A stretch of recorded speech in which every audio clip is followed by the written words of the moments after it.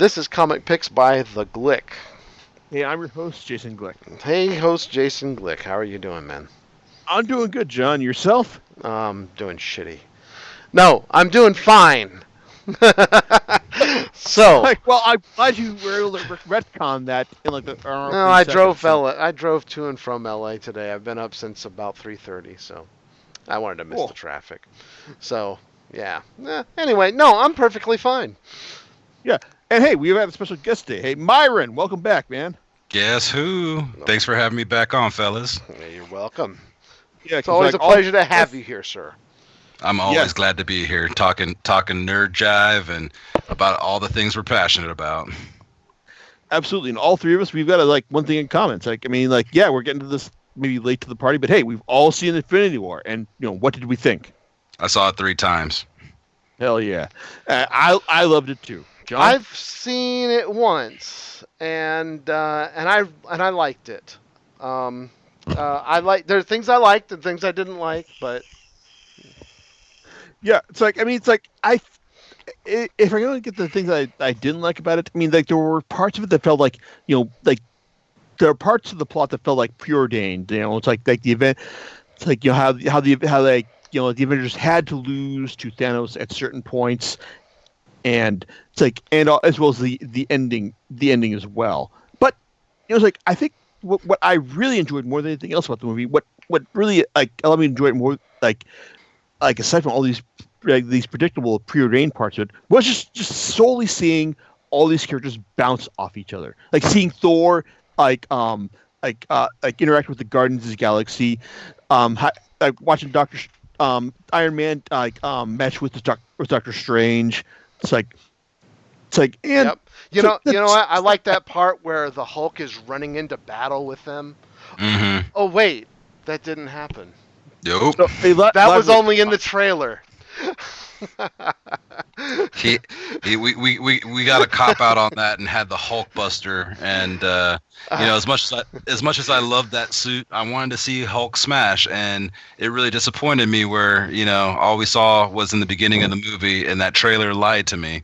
So I have to, and this is when I said some of the things I didn't like. I was like, oh, I thought we were gonna not, and don't get me wrong, I like Hulkbuster, armor, but I really wanted to see the Hulk. when Tony Stark is in it, but my perception of why Banner and Hulk were having difficulties meshing was, I think Hulk kind of got bitched by Thanos and maybe had a little bit of fear in why he didn't want to come out and get involved, because every time Bruce would try to conjure him up, he was like, no. So I kind of wish that they dealt with that in this movie. So they kind of gave him the Silver Surfer role, if I'm not mistaken. Yes, you're totally correct. Well, they've also talked about that, that the Hulk's role in this in these movies, from Thor Ragnarok to Infinity War to the next Avengers movie, is going to be a 3-movie arc. Right. So I get what you're saying right there, but I think it's all what we see with the Hulk here is kind of set up for the next movie. And I think the Hulk was kind of put out by the fact that Thanos handed him his ass right there. Mm-hmm. I think it was necessary for them to say, hey, if Thanos can clean the Hulk's clock, it's this is a guy we should take seriously right there. Right. Yeah, and, yeah. He was going ahead, man. Go right ahead. I'm sorry. No. My bad. I keep interrupting. I'm sorry. I was just touching on what you guys were saying about the how they handled the team ups, and from someone who loves Avengers cartoons. If you guys ever seen Earth's Mightiest Heroes, which was the last Bomb Avengers cartoon series that they released, it was really awesome to see how well they kind of split up the heroes into teams, how Spider-Man meshed with Doctor Strange, how Thor meshed with Guardians of the Galaxy. I love how they didn't kind of oversaturate all the actors into one screen, into one huge battle. That might be something we might get a treat for, in the second movie, but the way they broke it up and handling these different situations that were going on across the universe, across the galaxy, really did show and speak how dire this situation was, that it was going to affect the entire reality of our universe. So by having them spread out on Titan, having them spread out, on Earth, and Thor and Rocket and Groot having to go to the Forge to get a new hammer, like having these heroes dispersed across the universe to fight this situation, like really displayed the vastness of Thanos's might, in my opinion. Yeah, one thing I liked about with the Spider-Man Doctor Strange was like, hey, it's like we saw in the previews, like, hey, oh, we're using our made-up names. Oh, I'm Spider-Man. Yeah. that was like bits like that are kind of like what I live for. I mean, even though it's like this is kind of like a very they've got a plot, an uber plot they need to serve. It's like they still find the time for jokes right here. I mean, yeah, it's like, I mean, even like I said, the plotting of the series may seem very mechanical. Like the writers and the directors understand the need. Like, hey, we gotta laugh at like through all this, and that's absolutely one thing that I love with this. Another thing that I love with this, Thanos. I mean, it's like like more than it's like I mean, like the fact that we got a great Marvel movie villain this year in Killmonger with Black Panther. I mean, that was great. I mean, but to get another one with Thanos, I mean. I loved how they handled Thanos in this film. I mean, yes, he's not in love with death, as we'll get to later on when we talk about the comics. But I loved how they recombobulated his motivation as just being someone who views the universe as being too overpopulated and he wants to murder just half of it just for simple sustainability. But more than that, it's like they framed his journey as a struggle. I mean, like. Yeah, it's like sure he had like all these like agents and the Black Order, but like he actually had to work in order to achieve his goal right here. I mean, that's something that if anyone's been reading the blog for like long enough, it's like like I love villains who struggle. Thanos in this film is a villain who struggles, and especially when he's confronted with the fact that hey, I'm going to have to give up like the one thing I love, Gamora, in order to get what I want. That was beautiful. I am going to just slightly disagree with you on that. I think he's a good villain. I think they've done him well. The altruistic kind of slant on it just seems a little off to me.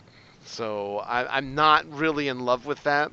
Altruistic. It's like I've come up with all of the solutions, and I just got to murder half the people in the universe. Well, in order to solve the overpopulation problem. It sounds like his motivation is like, I don't like overpopulation. Well, not only that, like okay, really? he faced that in Titan, his home planet, and I think by seeing it firsthand, we didn't get to see it as the viewer, but he explained like, yeah, I've seen this issue before on my own planet, and I suggested this to the council, but they thought me a madman, and it's almost as if he let it happen and saw the consequences. So it almost felt like, well, I have to take up the mantle to do what's right, and he felt blinded by his goal and ambition to where like. I see what you're saying, John. Like he felt like, oh, I got to take up the mantle to bring balance to the universe, under my supervision and how I think it should be. But touching on Jason, this is leading into a little bit of shit talking about DC. This is how you do a villain, and there are times when I was watching the movie, I saw Josh Brolin's face in Thanos, and it was very well animated and the effects were great, and then you go back and look at Steppenwolf and it's like but they did a really good job. It's like you're mocking the mentally challenged and I do like and let me go back to what I just want to mention this. It's just like it just seems off to me, and I think he's a really good villain, but probably better than Steppenwolf in lots of ways. They probably gave him a much better backstory, at least the explanation of it. It just seems like, okay, there was no other solutions. Yeah, I've gone through everything. Yeah, I get what you're saying. It's just kind of a hole, and I'm just like, okay, all right, go on ahead. I will give it to you, Thanos, but I don't believe you. I don't believe you. Okay, I'd rather you be a roving, a raving maniac, and that has a little bit more anger. And I would say that um, and I hate doing this, but it's the whole scene where they get the soul stone just seemed a little bit too convenient. I was just Yeah. like, That's okay, I'm not gonna argue with that, yeah. John. I'm just That's kind like, of like when I talk about like when you say like there are some parts of the film that felt like preordained or predictable. It's like like Mhm. this is what's gonna happen. right. Right. It's like, well, I mean, and there are certain things that where if you have any background in understanding plot lines and stories that have come in the comics before, you understand. I mean, maybe even some of the audience who've only been plugged into the MCU understand, like, oh well, okay, so some of this death isn't going to be permanent, right? Yeah, it's like So that's one of my biggest issues with the film. Is that it's like I honestly kind of wish that I was younger and more naive hmm towards these things. Like that Mhm. I could look at the end of Infinity War and actually take it at face value. But right. I look at this end and I think, well, just about all this is going to be like fixed by the end of the next movie. So Right. hmm like I may not only, I mean like not only am I familiar with like how genre conventions work, but I've read the comics as well. In fact, it's like we're I think we're pretty certain in saying that the only people who really died in this film are Tom Hiddleston as Loki and Idris Elba as Heimdall. Yes. hmm Yeah, I mean, and also if we're a betting man, we're saying that like Robert Downey Jr. as Iron Man, he's gonna get a really goddamn heroic death in the next film. I think we're safe in saying that, right? Yep. I can predict like the original Avengers squad, is off the table at some point. Like definitely Robert Downey Jr.'s Iron Man will die a heroic death. I can foresee even, Captain America dying off a heroic death as well to, save humanity. And moving on to Phase 4, we could see, these heroes recast as their other incarnations, like maybe Riri Williams as Ironheart, or even Bucky Williams as Captain America. I mean, the possibilities are Oh, it's Bucky endless. Barnes. Or what did I say? You said Bucky Williams. My bad. Bucky Barnes. I mixed up Riri and Bucky's name, but yeah, Bucky Barnes. Like I could see him, or even Sam Wilson, going as the next Captain America. I mean, they can go in many different Yeah, they could do directions. either of them, really. But I thought I read that Stan Sebastian, who plays Bucky, signed on for a few more movies. So that's more the logical step I see them taking, as him as Cap, and Sam still playing the Falcon. Like Yeah, they got like lots of options as to who can play Cap next. As far as who's going to play Iron Man, like I said, it could be Riri Williams, or they could bring in if they wanted, or they could also like retcon things a bit and also bring in it's like Pepper Potts, Gwyneth Paltrow as it's like as the next Iron Man as well. I mean that's not kind of how things played out in the comics, but that's certainly an option as well because Paltrow certainly has the chops and the star power to pull it off. that's true, but I think she's gonna die as well. Yeah, we'll see. Nah, I think they got to if they're gonna kill like Robert Downey Jr. as Tony Stark, like she's got to be around to absorb the pain of the passing. So Yeah. I mean, remember she showed up in the first part of the movie, like talking about how they're gonna have like talking with them about it, like kids and all. So like, The that's dream, yeah. that's kind of a big sign right there, and like that also feeds into like hey, it's like that's like predictable for like stuff like it's mechanical about the plot. But overall, it's like I did enjoy the movie. Like like I said, it was thoroughly fun just to see the characters interacting with each other. Yeah. And, like even though the cast has been like thoroughly whittled down for Mhm. Avengers 4, I think that's only going to work in its favor as we see the characters just like buckle down and like do what needs to be done in order to beat Thanos, and also work with Captain Marvel as well. Yeah, Yeah. I'll throw it in. Yeah, thanks to our nice little end credit scene, right? So, but yeah, I'll throw in that. I'll say I really enjoyed the film. Um, I didn't get up once, so and I thought the pacing was fairly well, and that they did balance out the stories pretty well between the characters, which is Yeah, something I believe that and Myron had mentioned off the top. one thing I wanted to add about the film is that, from a certain point of view, it really is a complete story. Mm-hmm. No, it may not be the point of view that you want to embrace, but from a certain point of view, it is a complete story. Mm-hmm, mm-hmm, yeah. And, Well, and and I'm gonna interject that I love the film. Like, I mean, I saw it 3 times, for crying out loud, and like I enjoy what the MCU has given us thus far. Like, I feel that there's weaker films in the roster than others, but one of the most impressive characters of Infinity War to me was Doctor Strange, and I have never been a Doctor Strange fan. I've never read Doctor Strange books. I think my only knowledge of Doctor Strange has been through Spider-Man team-ups, but I really loved his involvement in this movie and the showing of his power and capability. Like, one of my favorite scenes was when he sat using the time gem and seeing 14 million something possibilities on the outcome of their battle with Thanos. And Tony Stark is, how many do we win? And he solemnly says 1.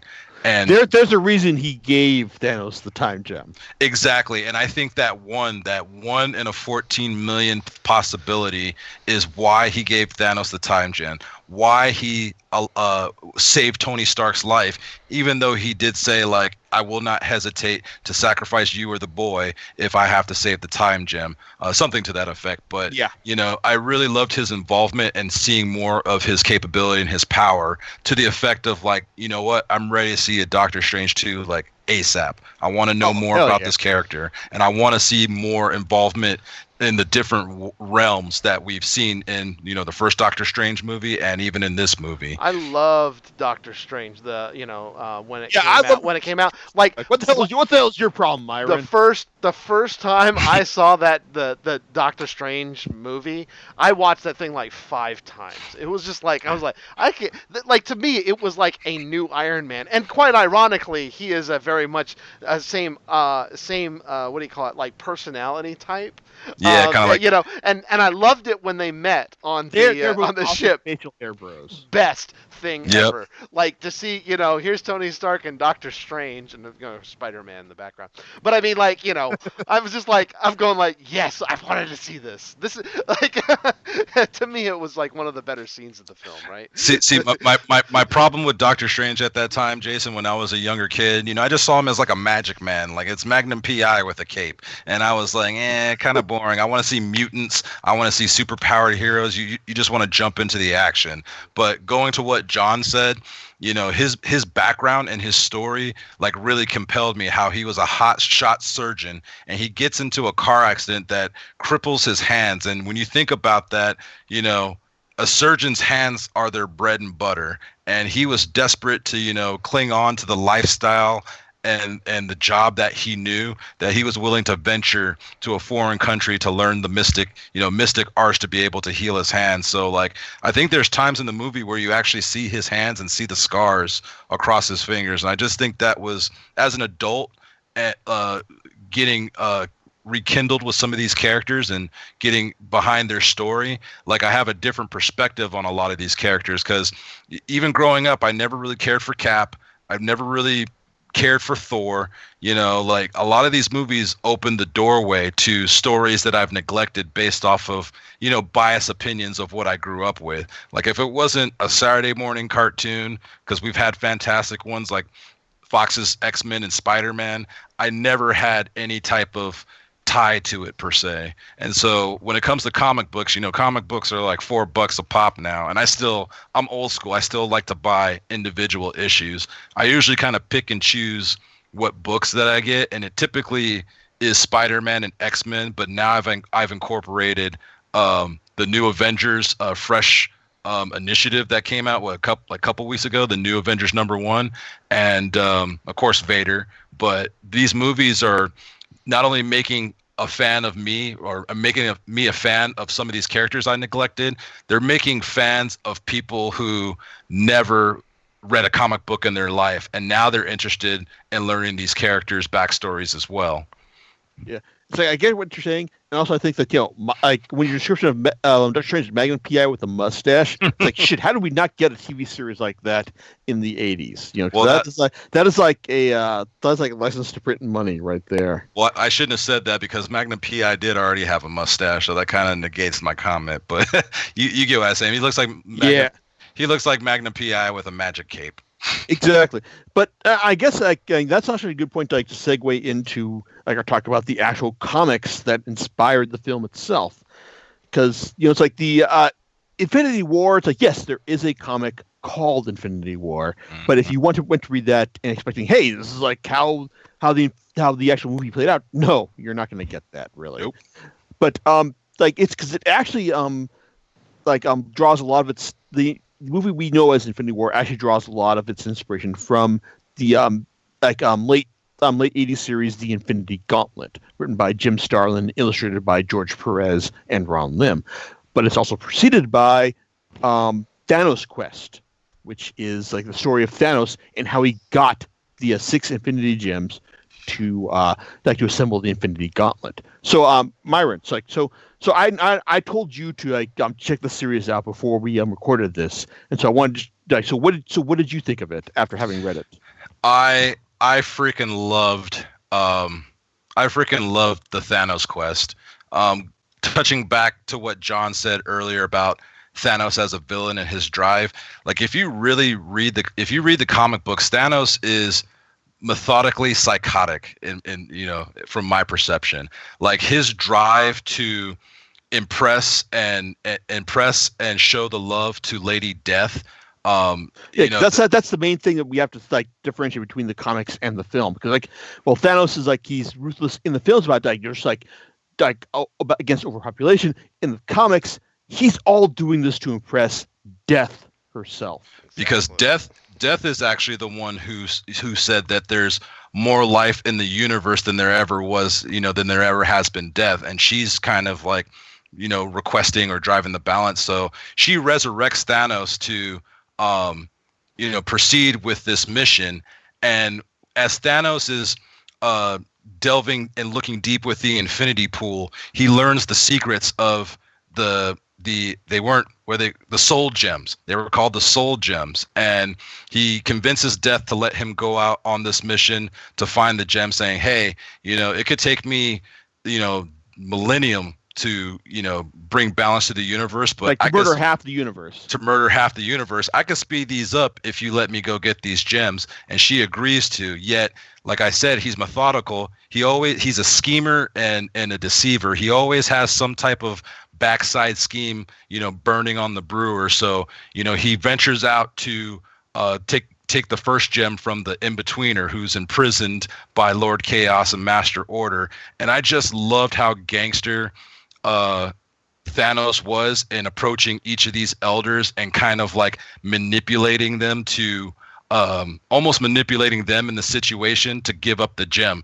because he would come up and say, hey, you don't truly understand the power that you hold, and is able to acquire the gems just because he has a better understanding of their purpose. So he gets the first gem from the in-betweener, and then he ends up fighting the champion for the power gem. And I love how he kind of played the champion, because he's all about brute strength and defeating his enemies, and Thanos basically tricks him into blowing up the planet they're fighting on, and says, that's how Thanos rolls. And that's how Thanos rolls. He's just sitting there, not taking punches, but he's fighting and calculating a plan while this fight is going on, and eventually just tricks him into blowing up this planet. So he's floating in space, saying, hey, the planet that you so wholeheartedly fought for is now destroyed, so what are you going to do?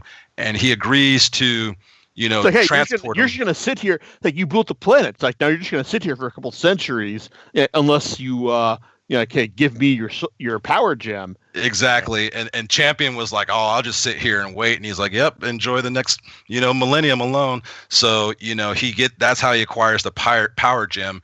And at that point, in the story, like I found this was so interesting how he basically came up with the term infinity gems because he understood the power, and I loved how they explain how the power gem kind of helps, like how the stones kind of work in unison and work with each other, and that the power gem actually powers up the strength of the other gems. So I really love this story, and I'm glad that you suggested it to me because I actually got it that night when on the Marvel comic app while it was still on sale. And he ended up going to the gardener next to get the time gem, and then he went to go face the runner for the what is the space gem, and then the Grand Master, for the mind gem. He traded the runner to the collector for the reality gem, and then the Grand Master for what was it, the power gem, or the Grand Master was the mind gem. Mind gem. Okay. Yeah, and I think the collector actually had the reality gem. Yeah. Yeah. So I thought that was very devious. Like he told the collector, like, "Hey, we have history, and I think it would be very rude for me to kill you. So I'm offering you this chance. Like, give me your stone. I will trade you something even more valuable for your gem." And what you just said, he ends up facing the runner and tricking him, and by aging him using the time gem and taking his stone and then making him a baby to trade for for the reality stone. So it really shows how clever and methodical and how vicious Thanos is as a Marvel Universe villain. Yeah, it's like for something that was like written back in the late 80s, it's really impressive just how how well it focuses on Thanos's creativity and deviousness.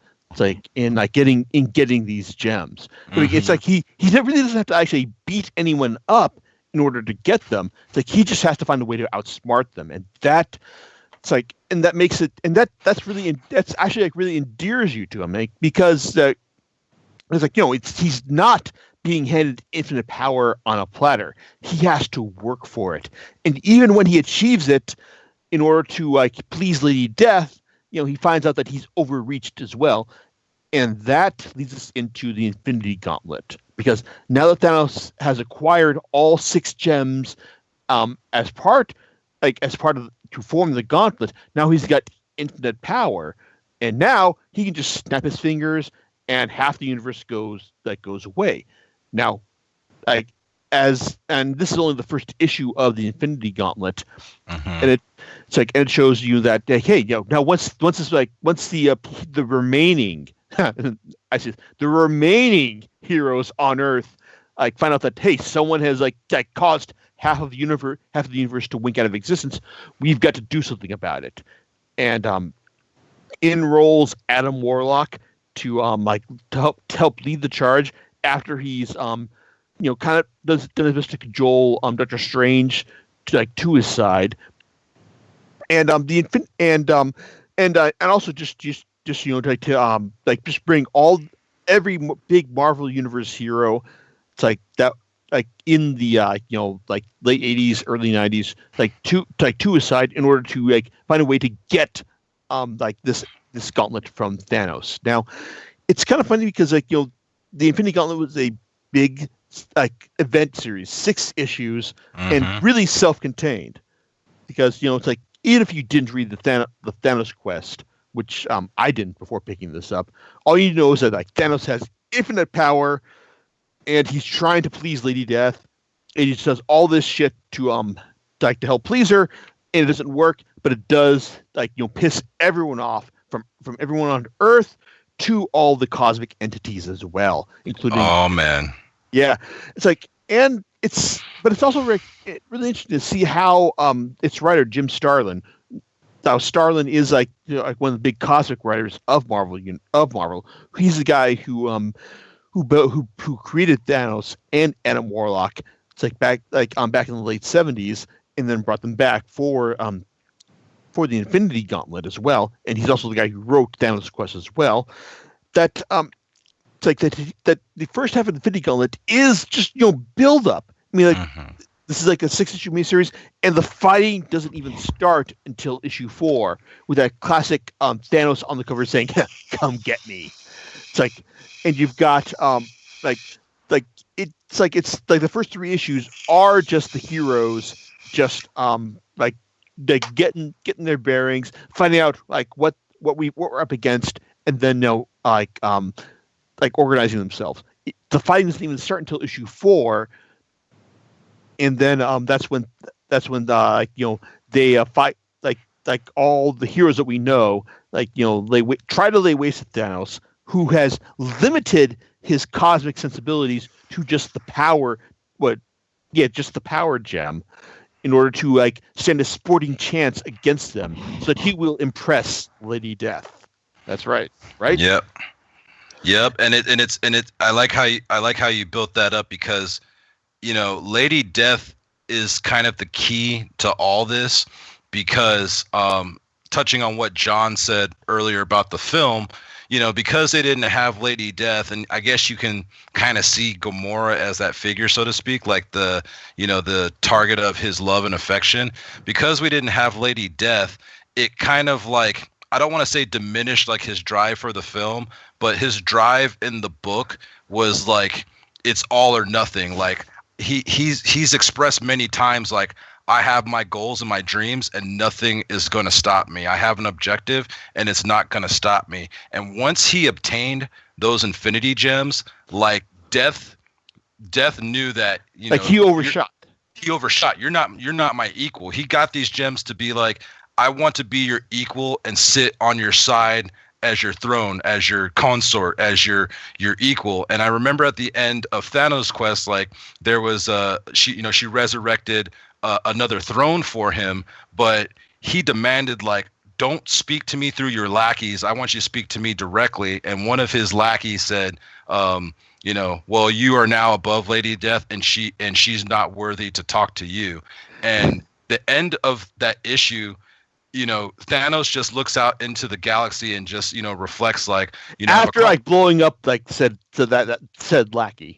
Yeah, after blowing up said lackey, he looks out in the galaxy and he was like, he had a tear coming down his cheek, just reflecting like, oh, this was all for naught. But now he has the powers of all that is, all there was, and all that ever will be, and would continue in Infinity Gauntlet to just go to the extremes to impress Lady Death, giving her, her own, palace, destroying destroying the Marvel heroes. It's like that. Like trying to actually, hey, it's like I've achieved ultimate power, but it's not enough. It's like I've got to find some other way to impress the woman I love. I mean, it's like that's kind of like the thing that I really liked about the series. It shows Thanos, like, even though he's achieved ultimate power, he's still struggling as a villain. He's still relatable, and someone you can, I mean, you can sympathize with to a certain extent.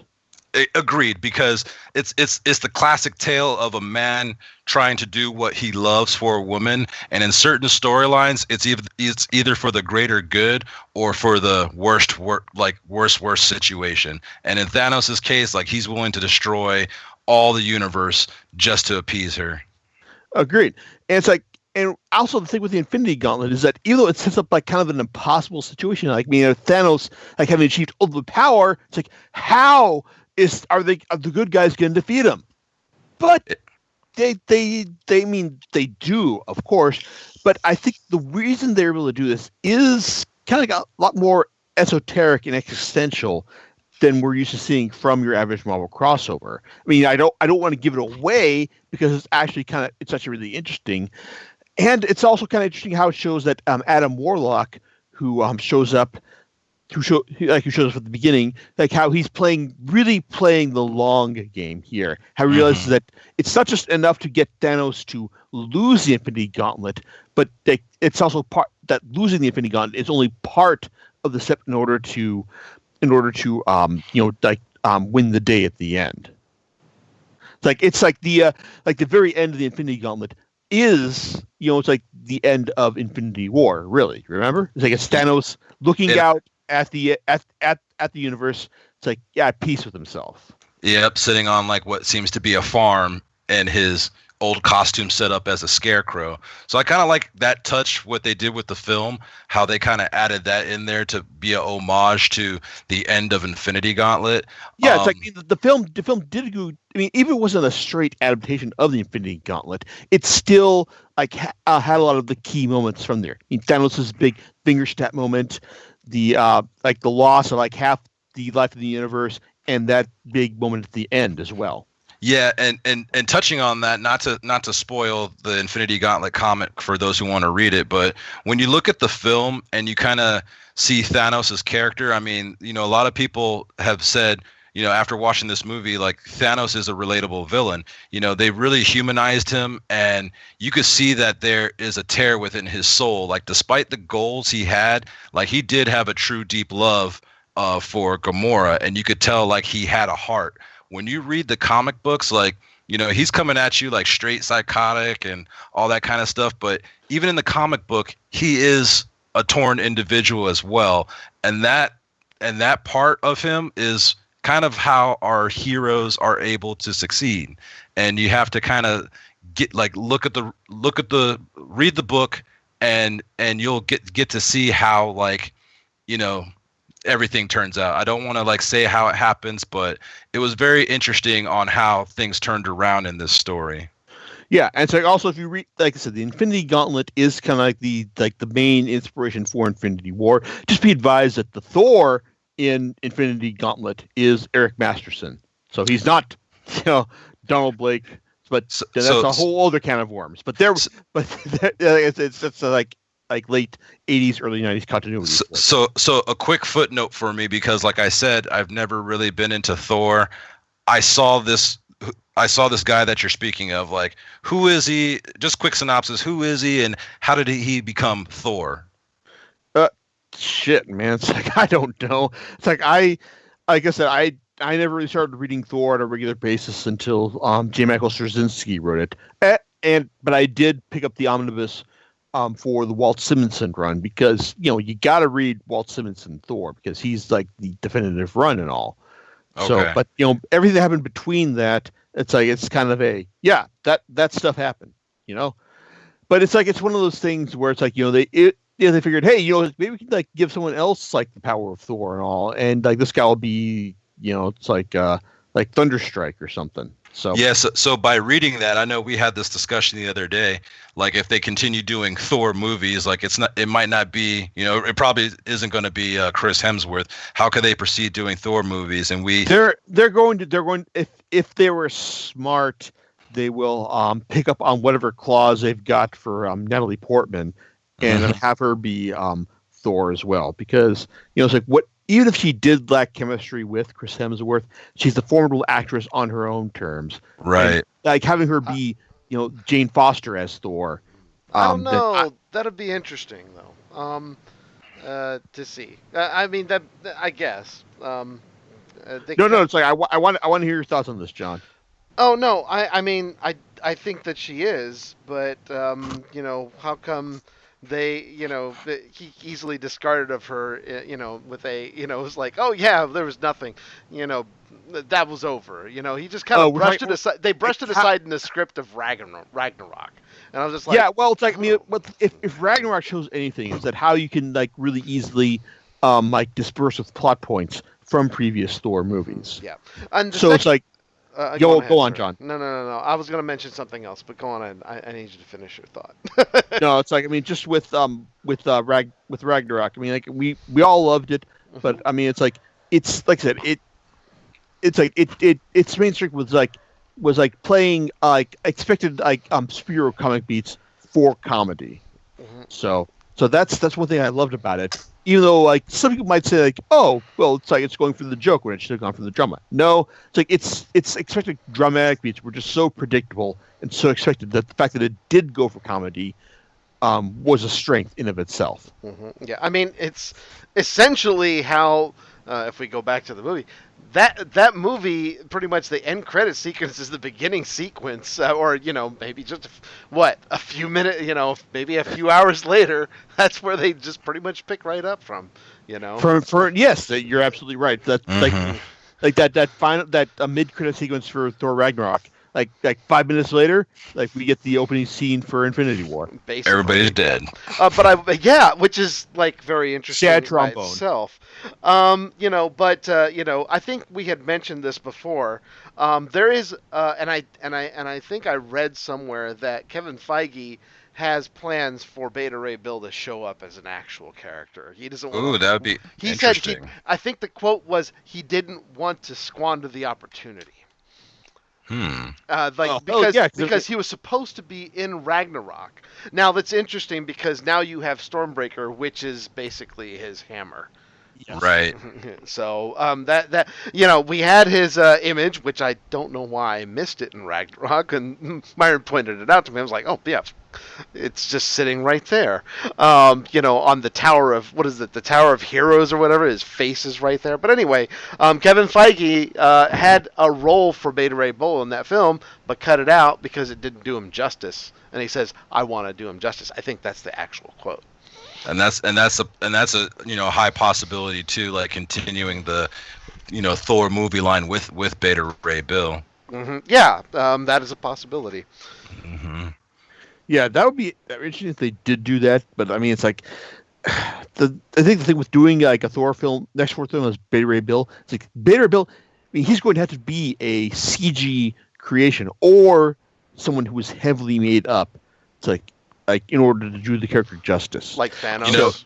Despite if he's like a CG character or not, if he's completely CG, I know he's going to look better than Steppenwolf, so that's okay. Oh well, that kind of goes without saying. It's like dig. Like, Yes, dig Steppenwolf. That's like an advantage right there. Exactly. Yeah, but I mean, I guess we should probably like run through like the rest of the Starlin's Infinity trilogy, because like after they did Infinity Gauntlet, like Starlin then followed up with Adam Warlock and Infinity Watch, and then the Infinity War event, which like Myron. So what did you think of the parts of Infinity War that you actually read? Okay, so if I could bring up a point for Infinity Gauntlet that will touch into Infinity War, I love Doctor Doom in this, in both of these storylines, because he is just so shady about like getting what he wants, and he's a human, so like he is smart enough to hang with the best of them. But leading into Infinity War, his team up with Kang the Conqueror was just hilarious to me, because they both came to this mutual agreement. Like, yeah, I sense this energy, and Dr. Doom had information that Kang needed. They decided we can work together, man. They could work together, but in their minds, they're like, and then when the time comes, I'm gonna kill you, or Doom, you fool. like it's just like shady Hanna-Barbera Saturday morning cartoon like villainry, and I love that part. I love that part. Mustache of the twirling villains. Yeah. It's like you absolutely nailed one of my favorite parts of this whole event. Honestly, that was my favorite part of the Infinity War comic from what I read so far, because it all builds up to them, being in Magus's, stronghold. And I'll let you explain that a little bit more, because you probably know it more deeply than I do. But, what you said earlier about, telling the viewers and the listeners not to start with Infinity War, because the title doesn't match the movie. It's a completely different story, and we're dealing with these doppelgangers that, for me growing up, I've always known of doppelganger Spider-Man, and I'm not sure if it's true or not, but I feel like he might have originated from this storyline. And I came into the mindset with this story like, okay, now we're going to get, some more details on the gauntlet and the gems, and this could possibly lead to what could happen in Avengers 4. But so far from what I've read, Magus is like the evil side of Adam Warlock, and this guy is just probably even more methodical than Thanos was, because he's setting up all these pieces and getting not only the Marvel heroes involved, but like the cosmic entities and everything set up so that he could reclaim the Infinity Gauntlet. And he actually tricked Galactus into going to talk to the Living Tribunal to reverse the decision of activating the Infinity Gems to be used in unison again. So I'm at that part of the storyline where Magus has the Infinity Gauntlet, and the Living Tribunal has reactivated the Infinity Gauntlet. Yeah, I think it's kind of funny how like all these big major cosmic Marvel stories that these big entities like the Living Tribunal and Eternity just sort of wind up being like huge dupes in order to allow the storyline to proceed. But it's like, but as far as like Infinity War the comic goes, I mean, you're absolutely. I mean, like I said, the bits with Doctor Doom and Kang are great and hilarious, like and legitimately entertaining.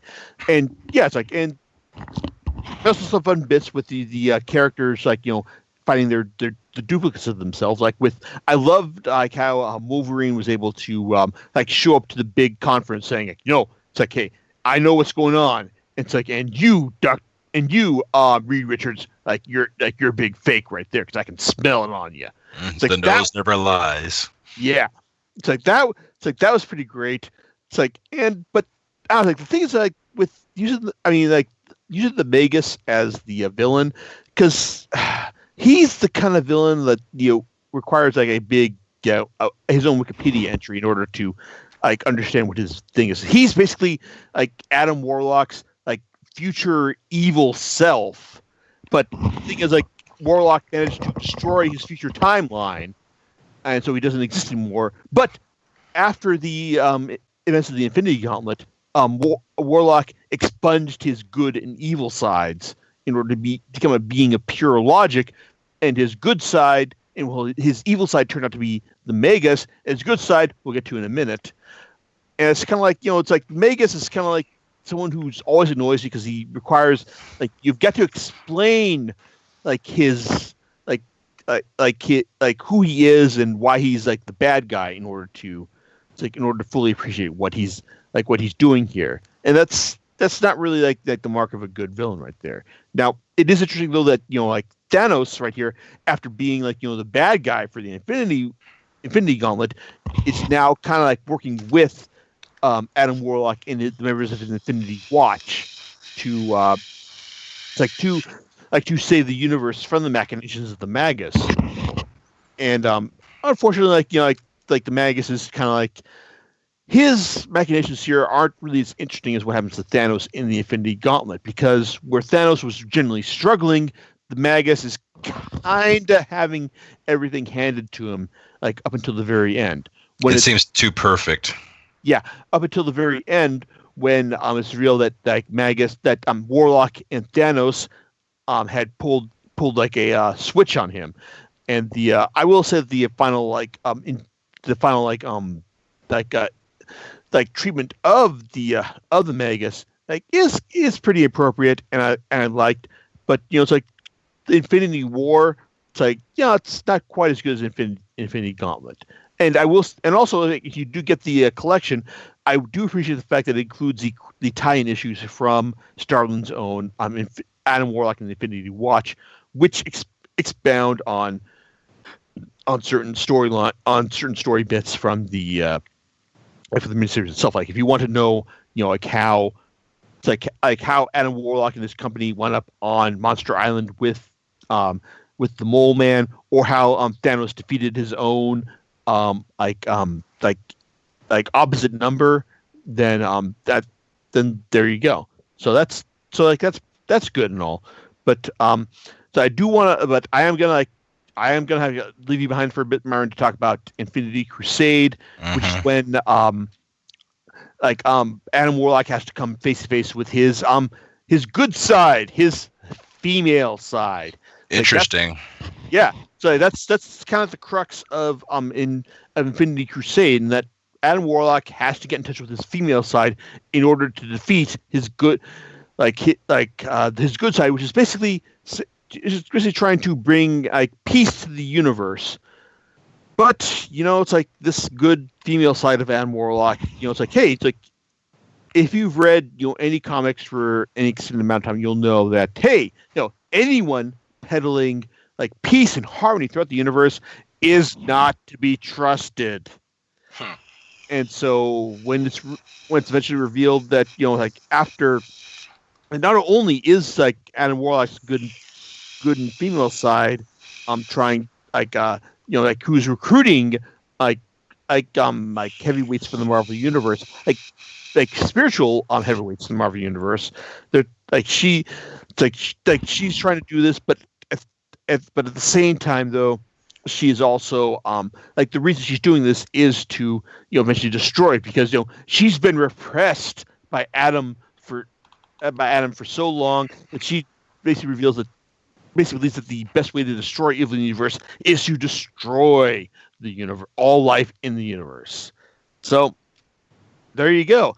And also there's also a bit in the Italian issues where it's revealed that it's like in a moment that probably would have seemed really revelatory back in the 90s, when Adam has to get in touch with his feminine side and realize that the white knighting of like his of the Magus is bad and all. It's like, it's kind of like, oh, that's really interesting. But then it's like, when you realize that, hey, that like this, it's basically like a 90s version of mansplaining. And so it's like,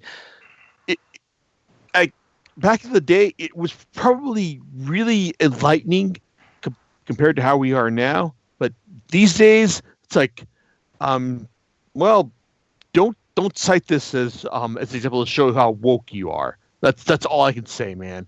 I mean, there are some good points in the series, like seeing Drax and Thor beat the crap out of each other as the universe explodes before them. But it's like, but there's a reason that it's like, I don't think we're going to see like Avengers 4 being subtitled Infinity Crusade. Like Infinity War, like, was a good enough sequel to Infinity Gauntlet. I'd say you should go ahead and pick it up. But Infinity Crusade, both volumes, you probably don't need to give it a shot. So, but briefly moving on to more modern stuff. After in the wake of Thanos' renewed popularity after his mid-credits appearance in Avengers, it's like, I do want to bring up his appearance, his main role in the Infinity event from a few years back when Jonathan Hickman was writing Avengers. And yeah, it's like, you could probably say that, oh, hey, we want to do Thanos as a main. It's like, as the villain of the main event, and oh, hey, Thanos' previous main events were titled Infinity. So hey, we're going to title this event Infinity. So there you go. Now, the thing about this series is that it is crucial to Hickman's overall run, like in Avengers. So you absolutely need to buy this, which is because even with this, with Hickman's, even with the even with the flaws of Hickman's runs, it's still a really great, entertaining run. I will say that Infinity itself, there are some like plot holes and someone just destroying the nature of it, but the overall scope of it, Hickman really lays out really well. But I will say that after having read and reread all of Thanos' Infinity events, Hickman's take on Thanos in this event series isn't all that impressive, because he's kind of like a glorified thug in the sense he's out to destroy all of the children he's sired over the years, including Thane on Earth. But it's like, it's played, but the way it plays out is like, hey, I'm just like, hey, I can't believe someone like you is alive, so I'm going to kill you. But it's like, I was like, it doesn't have like the same poetry or meaning that Starlin invested with Thanos with. So really, it's like rereading like all this Infinity stuff. Like, I really gained appreciation for me as Thanos the schemer, Thanos the poet, Thanos the tortured soul. So I can understand like his why Hickman would go for this take on him, but at the same time, it's not really as interesting as the versions of Thanos that we got in these other series as well. So there you go. I mean, like I said, Infinity, like the singular event, like I said, absolutely necessary and entertaining in itself. Maybe not, maybe a little bit disjointed when compared to previous Infinity events, but still, like I said, if you liked Infinity War, definitely pick up the Thanos Quest and Infinity Gauntlet. Those are still great reads, even like a couple decades removed from their original printings, and also featuring great art from the likes of Ron Lim and George Perez. So there you go. That I can agree with. Like as I'm going back and reading, it's funny when you look at comic books from the era we grew up with, the 80s and 90s. Like the artwork it seems simplistic compared to today's standards, but going back and reading this, I love the detailing, perspective, and designs of a lot of these characters that Ron Lim and George Perez have fleshed out, especially when it comes to the cosmic characters. Like I love the design, like the look of Galactus in these books, and Lim knocked it out of the park with Thanos Quest too. Oh yeah, and I'm really glad that you suggested that book to me, because I really did enjoy seeing Thanos, work and struggle to get these gems. It's not like he found them, and not that I'm knocking the movie, but the way the gems were acquired through the movies, like he just punked them out of he punked it from Loki, he basically dropped Gamora to get it. Like I felt I felt that Thanos quest, like just seeing what he did to acquire these gems was very interesting and really delves into like what type of a person he really is. Like he was gangster. That's a real austere observation there, Myron, because I happen to agree with you. In the movie, it just seemed like, wow, why didn't you do this earlier? You could have just beat the shit out of these guys and just grabbed all these gems. Why'd you wait till now? Yeah, I mean, as I've you've guys known me for a long time, and there's been a lot of times where like, hey Myron, what'd you think of that movie? And I've always been known like, oh man, Myron likes everything. And it's true, like I have like a wide perspective on a lot of things, but I do understand with this film at this point they couldn't really like delve too deep in that storyline, because we never really got into the cosmic side of the Marvel universe until recently. I think Guardians kind of, and maybe I would consider Thor, because Thor, is Asgardian. We never really got a huge segue. Ragnarok's particularly, yeah. Yeah, Ragnarok particularly. Like we haven't gotten that real segue into the cosmic part of the Marvel universe until recently with Doctor Strange, Thor, Ragnarok, even Ant-Man to a degree with the Microverse.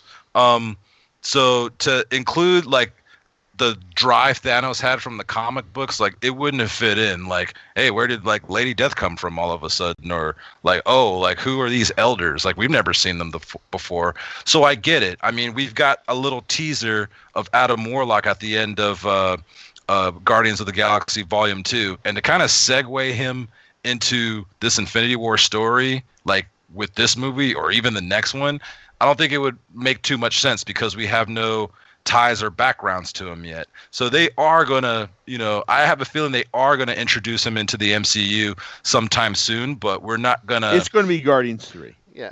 And I feel it's gonna be Guardians 3. Again, as we were talking about Kevin Feige, there's certain things that they're holding back, in their chest, because they know they're going to have to, in order to continue the MCU, they're going to have to, they'll dangle a carrot, basically. They'll say, hey, here, I'll throw you a little bone, guys. Here's this, here's that, and then he'll flesh those concepts out later. It just seems like it's a good plan. And I would have to say, again, Thanos is a great villain in this in the movie itself, and too much expository might have, too much exposition on the character might have just kind of ruined it a little bit. You have to think of the audience and how and how they're reacting. No, I think they did a great job in simplifying Thanos' motives and making them more relatable. Because it's like, yeah, they could have said he's in love with death, but I'm willing. But it's like, they still got the whole, but like his I'm going to kill half the universe in order to deal with overpopulation. I mean, I think that speaks more to like a modern audience than his classical motives. Yep. Right.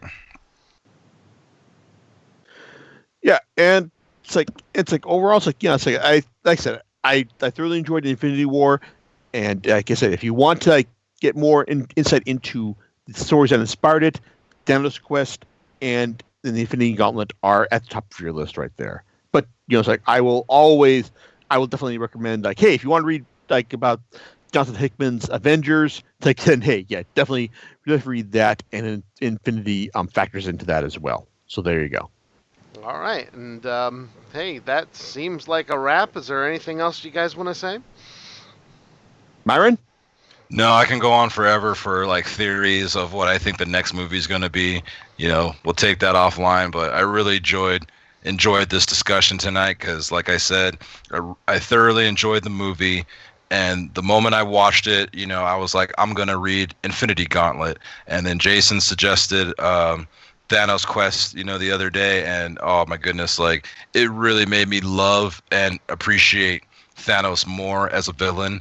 And I think Marvel vs. Capcom 2 was kind of like my first my first introduction into Thanos fandom, that and Marvel superheroes. But I really did enjoy how Josh Brolin portrayed him and put him in a more realistic light. I would have loved to have seen more of his character from the book fleshed out into the film, but I do understand the fact that what you guys just said, you have to build it more for a general audience. And like I said before, as an adult, I kind of realized that we can't have our cake and eat it too. Like it's going to be, the films are an adaptation and an interpretation. And sometimes I do get critical where like, oh, you should have added this, or oh, it would have been perfect for this. But you have to go into it with a fresh perspective from what you know. And if you let go of your, preconceived notions of what the story was about and how it should be, you can really enjoy it for what it gives us. Yeah. The movie has to be accessible by not just comic book fans. And I think that Exactly. it does a good job of interpreting that story, as you've said. Yeah. But Robert Downey Jr. is totally going to die in the next movie. I wish that would not be so, but he's made enough money. Yeah. His arc deserves a proper end. Hey, you Yeah, know what definitely. I have to say? I say, hey, we got Doctor Strange, so screw him. Exactly. His awesome facial hair bro is gonna have to pay the price. That's right. Hey, there can only be one in the Marvel universe, and Tony Stark had his bro stash, for the past 10 years. It's time for Strange's bro stash. That's right. Yeah. All right, guys. We'll catch you next time on Comic Picks by the Click. All right, laters. Good night, guys.